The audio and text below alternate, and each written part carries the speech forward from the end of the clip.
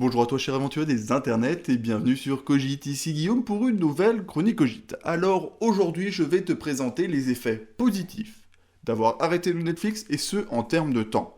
Alors est-ce que je fais suite à ma chronique la plus regardée? Oui c'est vrai, tu as raison, mais j'ai une bonne raison pour ça. En novembre, dans ma première chronique, j'expliquais que je manquais de temps. Ce qui expliquait mon choix d'un format plus court, plus radiophonique, tout simplement parce que c'est la solution idéale pour moi actuellement si je veux publier régulièrement. Parce que finalement, le temps, c'est quand même super limité. Et pourtant, ce n'est pas pour ça que j'ai arrêté Netflix en 2019.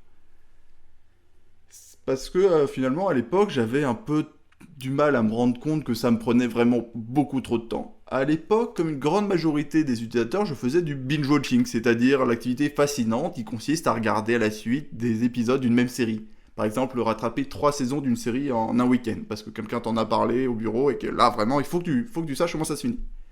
Mais tout a changé. Un week-end, je finis une série. J'étais dans cette sorte d'état second un peu étrange des fins de série, parce que t'es à la fois content, mais en même temps t'es triste parce que tu dis au revoir à ces personnages qui t'ont accompagné pendant des jours et des nuits. Et évidemment, forcément, j'étais aussi un peu fatigué. Alors je me suis dit que j'allais faire une pause. Juste arrêter un peu les séries, un peu comme un sportif, il fait une petite pause avant son marathon pour pouvoir mieux repartir. Et là, le choc.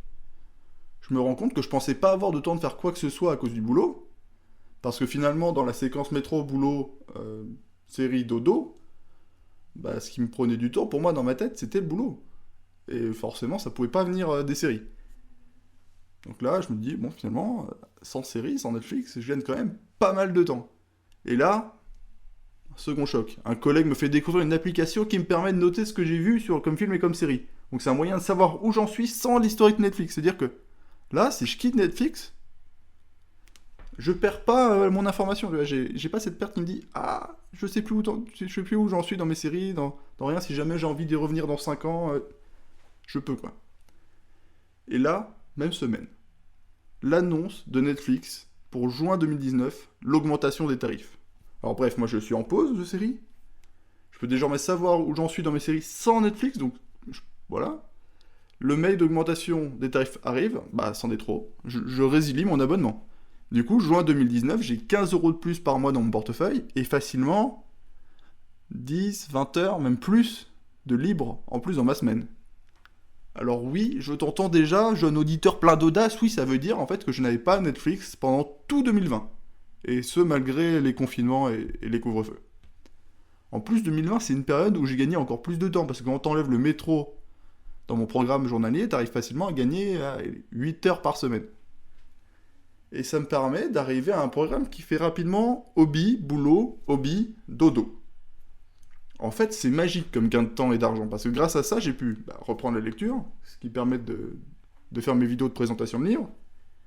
J'ai pu reprendre l'écriture. J'ai pu reprendre la cuisine, j'ai repris la photographie, j'ai pu m'essayer au dessin sans grand succès à ce jour, j'ai pu marcher quand on avait le droit de marcher, j'ai pu prendre des cours du soir, je dors plus qu'avant, et j'ai quand même le temps d'aller me perdre un peu sur internet. Et finalement, avec tout ça, j'ai même le temps de créer mes propres vidéos. Donc quand je disais en novembre, j'ai pas le temps, c'est pour ça que je trouverai un nouveau format, c'est parce que j'ai pas le temps avec tout ce que je fais. Alors maintenant, ça fait un peu plus de 600 jours que j'ai pas Netflix. J'ai bien réfléchi et j'ai pas envie de me réabonner. Bref, je pense que tu sais tout sur cette nouvelle chronique. Alors n'hésite pas à partager cette petite chronique, à t'abonner, liker, faire découvrir la chaîne autour de toi. Mais surtout à te demander si finalement tu es satisfait de ta façon de gérer ton temps, parce qu'on n'a toujours pas trouvé la solution pour en avoir plus, alors autant être content de ce qu'on en fait. Merci à toi pour ton soutien, à bientôt, salut.